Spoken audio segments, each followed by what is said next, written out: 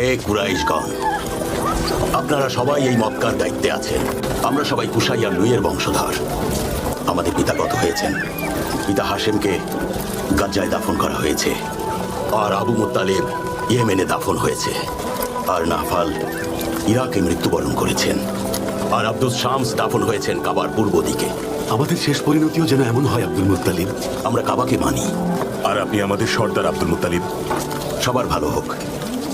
এখানে আসা তীর্থযাত্রীদের খাবার ও পানি দেয়া এবং এখানকার মানুষদের অধিকার রক্ষা করা, সবার হক আদায় করা, এটাই আমাদের দায়িত্ব। কিন্তু আমার পিতা হাশেম যে রীতি চালু করেন তা আর আজকাল দেখা যাচ্ছে না। কোন রীতির কথা বলছো আব্দুল মুত্তালিব? আমার পিতা হাশেম একবার কুরাইশ বংশের সকলকে তার বাড়িতে ডেকে বললেন, আমাদের মধ্যে এমন কিছু মানুষ আছে যারা তাদের সন্তান ও পরিবার নিয়ে প্রত্যন্ত অঞ্চলে যাচ্ছেন, নিজের ঘর বাড়ি সব ফেলে, আর সেখানেই ক্ষুধায় মারা যান, তবু কারো কাছে মাথা নত করেন না। কুরাইশ বংশে এমন হওয়াটা খুবই লজ্জাজনক। কিন্তু আজ আবার সেই ঘটনার পুনরাবৃত্তি হচ্ছে, এবং সেটা শুধু কুরাইশ বংশের নয়, কিনানা বংশ এবং আহাবিস বংশেও। এর পেছনে আমি শুধু একটাই কারণ দেখতে পাই, তা হলো বীরত্বের অহংকার আর সম্মান হারানোর ভয়, আর কিছুই না। তাহলে কি সমাধান আছে কুরাইশ প্রধান?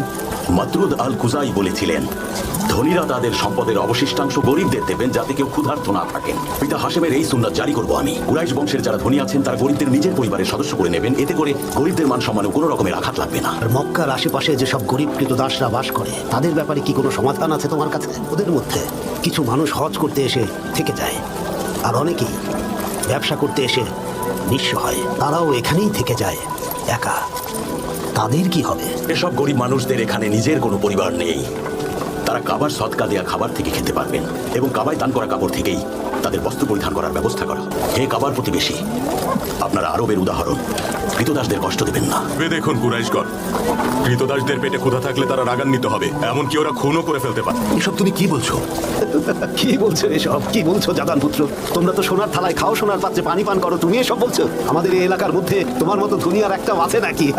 উসাই আর হাশেমের মধ্যে যে রীতি চালু হয়েছিল, যা অনুসরণ করেছিল ভূমিপতি আবু মুত্তালিব, সেটা আমরা আবার চালু করব।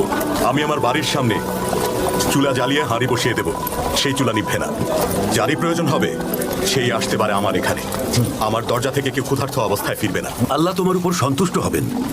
তোমরা সবাই কাবার লোক। কৃতদাস হোক বা হজ করতে আসা কোনো মুসাফির হোক, তাদের জন্য এই ভূমি উদাহরণ হবে। তাই পুরো আরবে তোমাদের দয়াশীলতা, আতিথেয়তা, সাহসিকতা সবকিছুর উদাহরণ হতে হবে। এটাই কথা। আপনি সত্য বলেছেন মক্কা প্রধান, সত্য বলেছেন।